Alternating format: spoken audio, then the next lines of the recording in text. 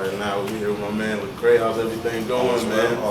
Nice to meet you, of course, man. The album, man, Anomaly, the tour. Like, how you feeling about it? Like, what is there? What's going on?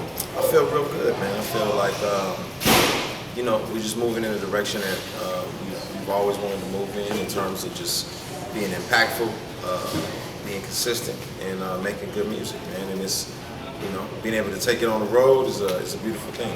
Be still doing what I love to do. Yeah, I hear that. So building with your fans and whatnot. How are they responding to the album and performances in these cities and whatnot? Like, how's that turning? How's that looking? Yeah, I think people are loving it. You know what I mean? People are loving it, really tracking with it. My fans are, really excited about both the album and the tour. The tour really kind of unpacks the album a whole lot more. So if you enjoy the album, the tour just really brings it to life. Okay. And that was the whole aim. And so yeah, man, I think everybody's tracking with it. I hear that. Yeah, I hear that. Anything else? I mean, been on the road. Like, what else is going on with you, man? Are you recording right now? Are you creating, or is it just mainly focusing on these shows and promoting the album or whatnot? Yeah, it's been just, man, really just building with my friends. You know what I mean? In terms of the people on the road, us just getting good time together, man, and just really. When I'm on the road, I try to focus on just the show and the performance aspect of it and tweaking stuff. And so I don't do too much recording, just the show.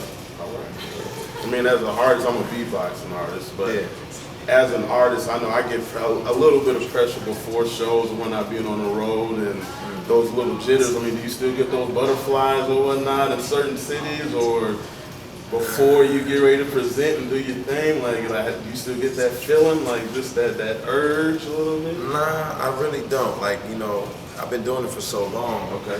It's just kind of like, it's second nature now. Okay. It's just, I love to perform, it's what I love to do. I get a little nervous when I'm doing stuff on TV, like, award shows or Fallon. Like, that stuff is like a little, because you can't take it back. Yeah, that's like right there. 3 minutes to get it right versus a show you have a long gap of time. So you make a mistake. If I drop the microphone at the beginning of the show, I still got an hour left to recover. So. You can still make that. You can build on that. Yeah. I got you. But we all loved you on Sway. Oh, right on. Yeah, man. Hey, I rocked in with it. Anything else? I mean, as far as like the album or whatnot, when it comes to presenting it, do you try to take different angles? Like, maybe this show, I'm gonna be like, maybe I'm gonna start them off with this joint, or maybe I'm gonna go backwards on it and do it like this. Do you switch up anything, as far as just your stage appearance or presentation? Sometimes we switch stuff up a little bit. It just depends. It's ultimately a story, but there's some loose pieces to the story that can be, taken out and switched around. And then plus, DJ Promote, who's also DJing for the show, he really caters to the markets in the different cities. So every day, he's working on his set based on where we are, you know what I mean? So his show changes, from city to city, state to state. And, there's always adjustments to be made, man. Just always trying to be better and grow the craft. What are some of your bigger markets?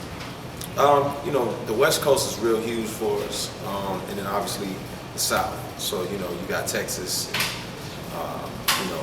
Georgia, those are huge markets for us, and then Florida, but then you got the, from Seattle down to Los Angeles, San Diego, those are great places for us as well. New York City, a lot of it, really, it's weird, a lot of I feel like major cities, you know what I mean, really rock with us heavy, and progressive cities, because we don't fit in a box artistically, so places that are not used to cookie cutter, like this has to look like this, really rock with us a whole lot more. And so yeah, man, places like that. So regarding the content of your hip hop, I mean, I don't want to put it in the box, but regarding the content of your hip hop, are you liking these smaller cities such as Minneapolis and maybe even smaller than Minneapolis? Yeah, I mean, it's still dope. Minneapolis is still like a progressive city in a lot of ways. Like, there's a lot of nooks and crannies, and there's a lot of hip hop here as well that people don't really know a lot about, you know what I'm saying, and a lot of underground acts. I used to have a real close friend that lived out here, so he was always putting me up on stuff, all the way back to Lil Buddy and the Igloo Mob or something like that. So it's just all kind of crazy stuff. So I know it's lots of little niches and nooks and crannies, and man, I love doing it, man. I love hip hop, love making music, and And when I come to different cities, I know there's always somebody who's tracking and digging. Yeah. Well, we're glad to have you here in Minnesota personally, you know, speaking from myself. And the fans out there, 2 hours, at least 2 hours before I got here. It's crazy. And I think it's wonderful to see that this tour is being supported heavily.